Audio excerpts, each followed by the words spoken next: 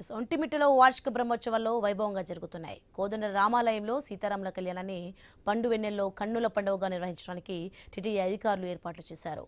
విశాలమైన ప్రాంగణాన్ని సర్వాంగ సుందరంగా ముస్తాబు చేశారు. రామయ్య క్షేత్రం నుంచి జానకీరాముల పరిణయం సాగే స్థలి వరకు విద్యుత్ దీపాలు అమర్చారు.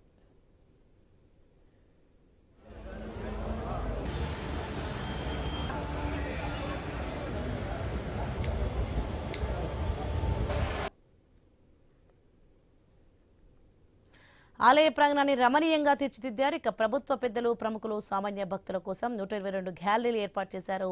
ఒక్కో గ్యాలరీలో 500, 600 మంది కూర్చునేలా ఏర్పాటు చేశారు. మొత్తం 60,000 మంది వీక్షించేలా సిద్ధం చేశారు. లోనికి ప్రవేశించే సమయంలోనే ముత్యాల తలంబ్రాలు, పొట్లాటలు, 2 తిరుమల లడ్డు ఒకటి అందించనున్నారు. పంపిణీకి 13 కియోస్కులను సిద్ధం చేశారు.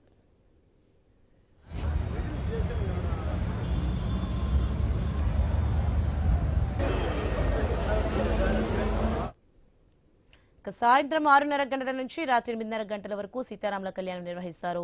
ఈ వేడుకలకు సీఎం చంద్రబాబు హాజరు కానున్నారు. మొత్తం 2624 మందితో బందోబస్తు ఏర్పాటు చేశారు. ఇక టీటీడీ భద్రతా సిబ్బంది నిఘా ఉంటుంది.